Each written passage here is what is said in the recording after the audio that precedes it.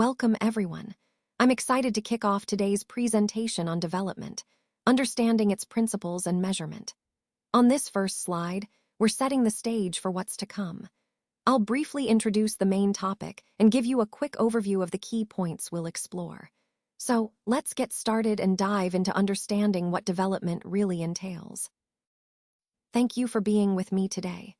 As we move forward, let's focus on measuring development, which is a key part of understanding how countries progress. Now, when we talk about comparing different countries, the question often arises, how do we do that effectively? One of the main ways is by looking at income levels, but also by considering other important goals that contribute to overall development. This leads us to the idea that development isn't just about economic growth. It's about a broader set of criteria that reflect quality of life. So, when we examine national development, we're really trying to see how different countries meet these various goals. And all of this ties back to the overall theme, understanding what development truly means and how we can measure it accurately. Thank you again for your attention, and I look forward to exploring these ideas further with you. Sometimes, what may be development for one person might not be the same for another. In fact, it could even be destructive for someone else. This highlights the idea of subjectivity in development. Different individuals can have very different developmental goals, depending on their personal values, circumstances, or aspirations. Now, development itself is a process. It's how we work toward achieving those goals. It's important to remember that development isn't a one-size-fits-all concept. It's a highly individual journey. And understanding the principles of development can help us better appreciate why these differences exist and how we can support diverse developmental paths. When we talk about developmental goals, they can include a wide range of things like equal treatment, respect, freedom, job security, good health, a cleaner environment, and better facilities for families. These are all important aspects that contribute to a good quality of life. But what's interesting is that people's goals for development aren't just focused on earning more money.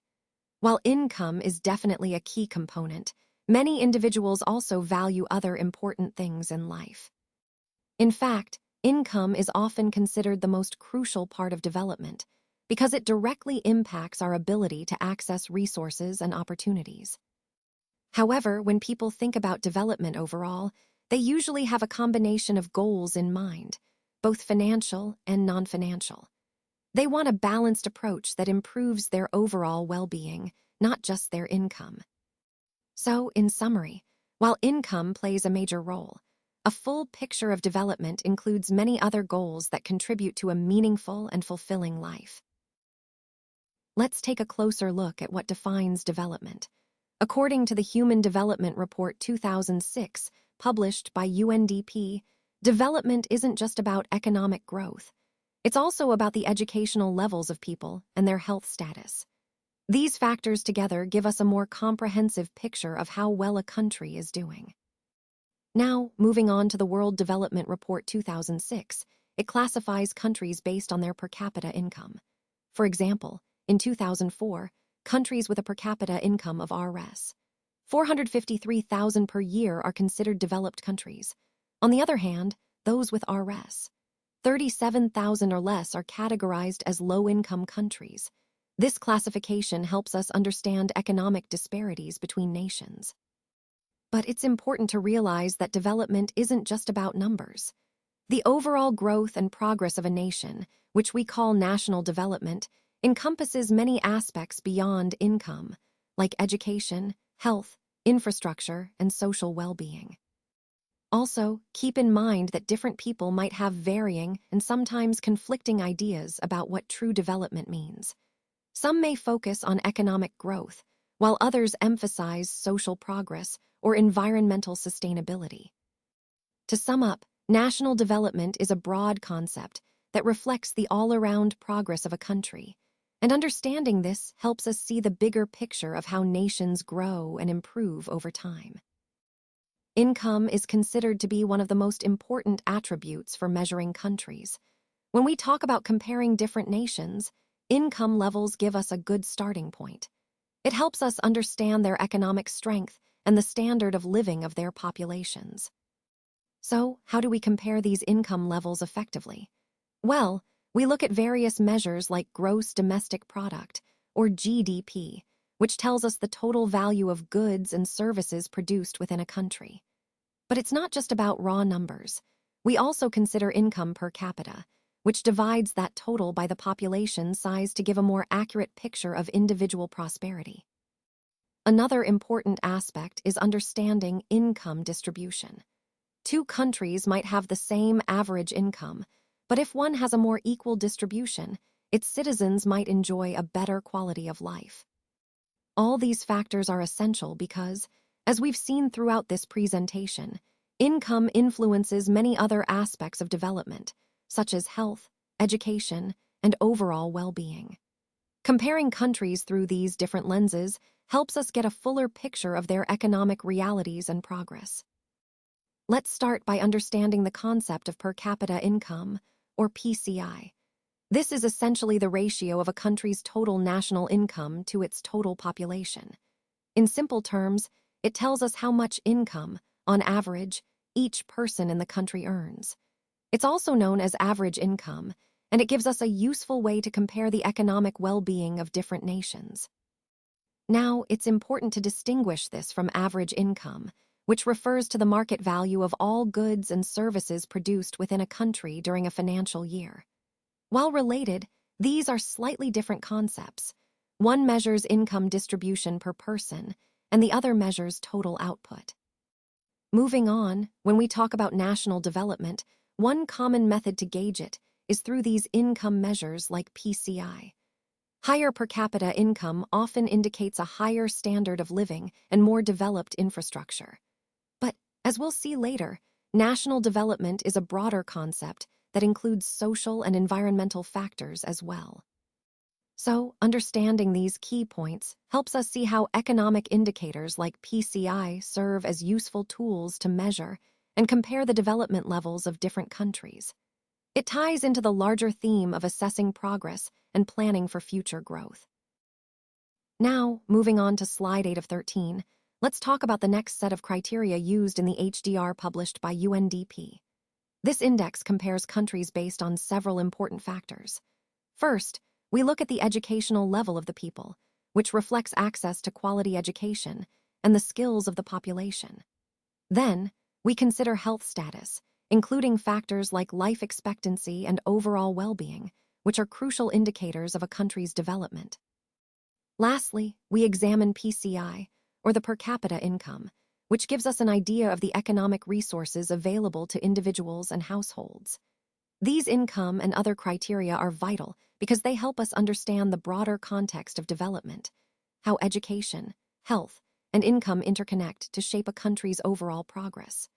Recognizing these factors ensures we have a comprehensive view of development beyond just economic growth alone. Let's take a closer look at some key human development indicators. First up is the sex ratio, which tells us the total number of females per 1,000 males in a population. This helps us understand gender balance and social dynamics. Next, we have the literacy rate, which measures the proportion of the literate population aged 7 and above. This is a crucial indicator of education levels and overall development. Moving on, the net attendance ratio shows the percentage of children aged 6 to 10 who are attending school compared to all children in that age group. It reflects access to education and school enrollment rates. Finally, the infant mortality rate indicates the number of children who die before their first birthday per 1,000 live births. This is a vital measure of healthcare quality and overall living conditions. All these indicators together give us a comprehensive picture of human development and help us identify areas that need attention. Now, let's talk about how we measure economic well-being across different countries. It's calculated in dollars for all nations, which allows us to make direct comparisons. But what's really important is that this method is designed so that every dollar has the same purchasing power everywhere. This way, we can fairly evaluate and compare the standard of living globally. Next, moving on to per capita income. This is essentially the average income earned per person in a country. It gives us a good snapshot of the economic resources available to individuals in that nation. Then we look at life expectancy, which is the age up to which an adult is expected to live, based on current mortality rates. This indicator not only reflects health and longevity, but also provides a broader picture of the overall quality of life. For example, in India, according to the 2011 census, the life expectancy for males is about 67 years, while for females, it's approximately 72 years. These indicators, per capita income and life expectancy, are part of the additional data points that help us understand the development and well-being of a country. They connect back to the overall theme of evaluating progress and quality of life across different nations. Now, let's look at some of the key measures used to assess a country's economic performance. First, we have gross national income, or GNI. This measure captures the total monetary worth of everything produced within a country, plus the income earned from investments outside the country. It's a very common measurement today because it gives us a broad view of a nation's economic activity, including income from abroad. Next, there's gross domestic product, or GDP. This focuses solely on the total value of all officially recorded goods and services produced within a country's borders in a given year. So, it looks at everything produced inside the country, regardless of who owns the businesses, citizens, or corporations. Finally, we have gross national product, or GNP. This measure is similar to GNI, but emphasizes the value of goods and services produced by a country's citizens and corporations, whether inside or outside the country's territory. It's an important way to understand the economic contribution of a nation's people and companies worldwide. All these measures help us gauge development, but understanding their differences is crucial because each one tells us something slightly different about a country's economic health and how we can compare different nations effectively. Sustainable development is essentially a development strategy that focuses on managing all of our resources responsibly. This includes natural resources, human resources, as well as financial and physical assets. The goal here is to increase long-term wealth and well-being for both current and future generations. What's important to understand is that it's not just about economic growth, but also about ensuring that growth is balanced and sustainable. It ties directly into our overall theme of creating a better, more resilient future by making smart, forward-thinking choices today. Let's take a moment to reflect on what sustainable development really means for us and future generations. First, it's about fulfilling the requirements of future generations, ensuring they have access to the resources and opportunities we enjoy today. One key aspect is the reduction in pollution, which helps protect our environment and public health. By minimizing pollution, we're not only preserving natural ecosystems, but also creating a healthier world for those who come after us. Another important feature is the rational use of natural resources. This means using resources wisely and efficiently, avoiding waste, and promoting renewable options whenever possible.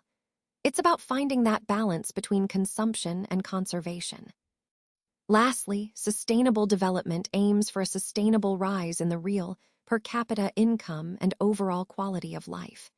This isn't just about economic growth. It's about improving living standards in a way that is environmentally responsible and socially equitable. All these features are interconnected and essential to our overall goal, building a future that's prosperous, healthy, and sustainable for everyone.